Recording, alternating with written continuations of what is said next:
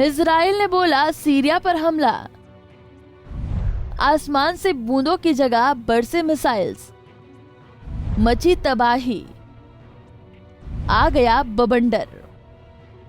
अभी रसिया और यूक्रेन के बीच बढ़ते तनाव के कारण पूरी दुनिया के ऊपर संकट के बादल मंडरा ही रहे थे कि इतने में ही उन बादलों के बीच आग की गोली की तरह बरसने लग गए मिसाइल्स पर मिसाइल्स और फिर पसर गई तबाही।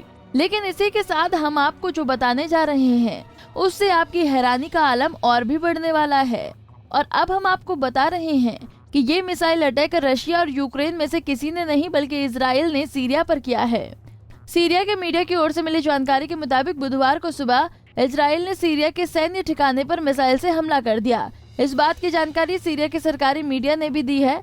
सरकारी मीडिया की ओर से दी गई जानकारी के मुताबिक इस हमले में अभी तक किसी की जान जाने की खबर नहीं है, लेकिन सीरिया के सैन्य ठिकानों को इससे नुकसान पहुंचा है। तो वहीं इस सैन्य अधिकारी के हवाले से जानकारी मिली है कि इजराइल के कब्जे वाले गोलान हाइट्स से यह हमला किया गया। मिली जानकारी के मुताबिक कुछ एक सप्ताह पहले ही सीरिया पर ऐसा ही एक हमला हुआ था। तब इजराइल ने सीरिया के दक्षिणी इलाके में हमला किया था। इस हमले में भी किसी की मौत नहीं हुई थी और वहीं इस हमले को लेकर लगे आरोप पर भी इजराइल का कोई रिएक्शन नहीं आया था। बीते कुछ सालों में इजराइल ने सीरिया में बड़े पैमाने पर कई हमले किए। बता दें कि गृह युद्ध से जूझ रहे सीरिया को इजरायली हमलों ने बड़ा नुकसान पहुंचाया है। हालांकि इजराइल इस बात से इनकार करता आ रहा है कि उसने सीरिया पर किसी तरह के हमले किए हैं। वहीं अपने ऊपर लगते आरोपों को लेकर इजराइल का कहना है कि वो ईरान समर्थित आतंकी संगठनों पर अटैक करता है। इन आतंकी संगठनों में लेबनान में सक्रिया हिजबुल्लाह शामिल है। ये संगठन सीरिया के राष्ट्रपति बशर अल असद का समर्थन कर रहा है। आपको बता दें कि इजराइल ने 1967 में हुए युद्ध के बाद गोलान की पहाड़ियों पर कब्जा कर लिया था। हालांकि दुनिया के तमाम देश इजराइल के इस कब्जे को नहीं मानते हैं।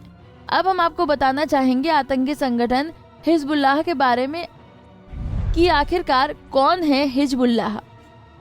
हिजबुल्लाह का अर्थ है अल्लाह की पार्टी। हिजबुल्लाह लेबनान का कट्टर शिया आतंकी संगठन है। हिजबुल्लाह के जन्म की पटकथा इजराइल की स्थापना से भी पुरानी है। इसके लिए हम आपको ले चलते हैं 1943 में, जब लेबनान में शिया सुन्नी और ईसाइयों के बीच राजनीतिक समझौता हुआ था। इसके अंतर्गत सुन्नी मुसलमानों को प्रधानमंत्री, वही एशिया को राष्ट्रपति और शिया मुसलमानों को संसद स्पीकर का पद दिया गया। ऐसे में लेबनान का प्रधानमंत्री केवल सुन्नी मुसलमान ही बन सकता था। ये समझौता करीब 25 साल तक चला, लेकिन फिलिस्तीन से सुन्नी मुसलमानों के आने के कारण लेबनान में धार्मिक समीकरण गड़बड़ाने लगा। यही कारण था कि शिया मुसलमानों को लेबनान की सत्ता से बेदखल होने का डर सताने लगा। इस कारण 1975 में लेबनान में शिया और सुन्नी मुसलमानों के बीच गृह युद्ध शुरू हो गया।